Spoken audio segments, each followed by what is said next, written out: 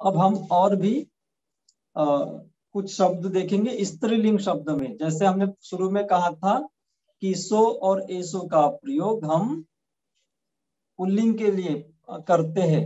सो का अर्थ होता है वह और एसो का अर्थ होता है यह। इसी तरह से अब हम स्त्रीलिंग शब्द का स्त्रीलिंग सर्वनाम शब्द को देखेंगे। सा और ऐसा, सा का अर्थ होता है वह और ऐसा का अर्थ होता है यह। जैसे कि सा बालिका, यानी दूर है तो, यहाँ देख सकते हैं दूर है तो सा बालिका, लेकिन पास में है तो ऐसा बालिका, ऐसा कहा जाएगा। सा बालिका यदि दूर है तो, और पास में है तो ऐसा बालिका। सा बालिका का अर्थ क्या होता है? वह बालिका है, और ऐसा का अर्थ होता है यह बालिका है। तो समीप में है तो ऐसा और दूर है तो सा का प्रयोग हम करेंगे। इसी तरह से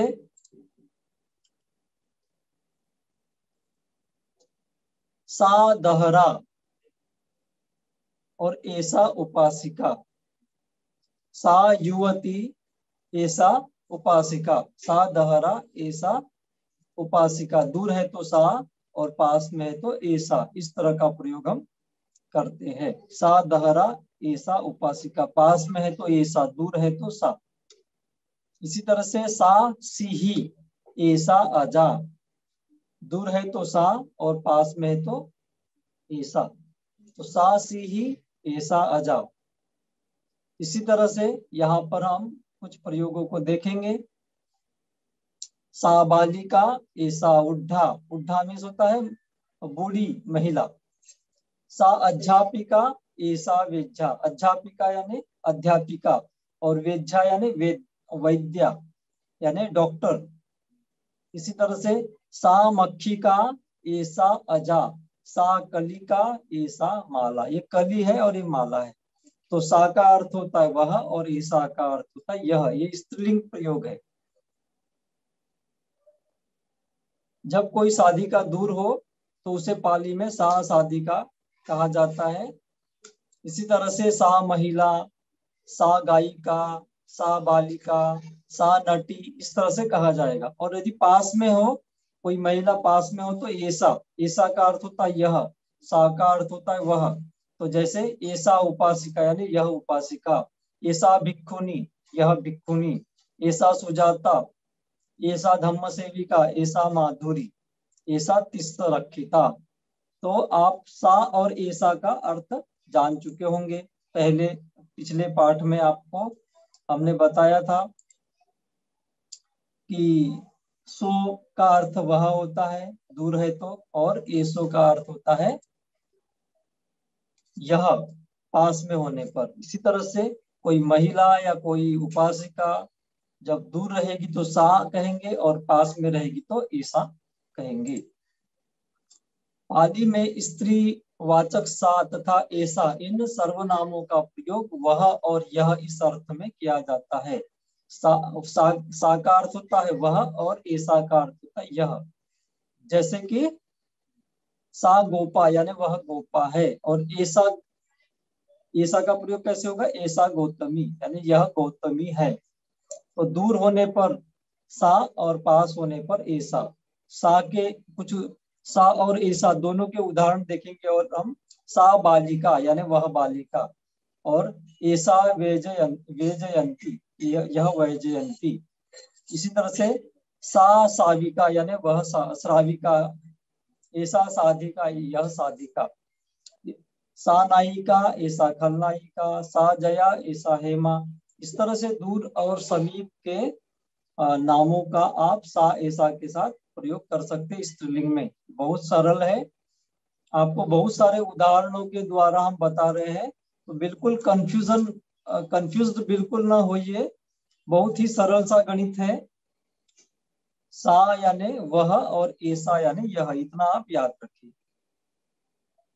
अब हम आपको कुछ शब्द यहाँ पे दे रहे हैं। इन शब्दों के माध्यम से कुछ नए वाक्यों का अब हम निर्माण करेंगे। आपको ये जो है स्क्रीनशॉट आप ले सकते हैं तो लीजिए, या फिर यूट्यूब पर जाकर आप बैठकर सभी को लिख सकते हैं आराम से वीडियो देखते हुए। तो सबसे पहले हम सा के साथ हम वाक्य बनाएंगे।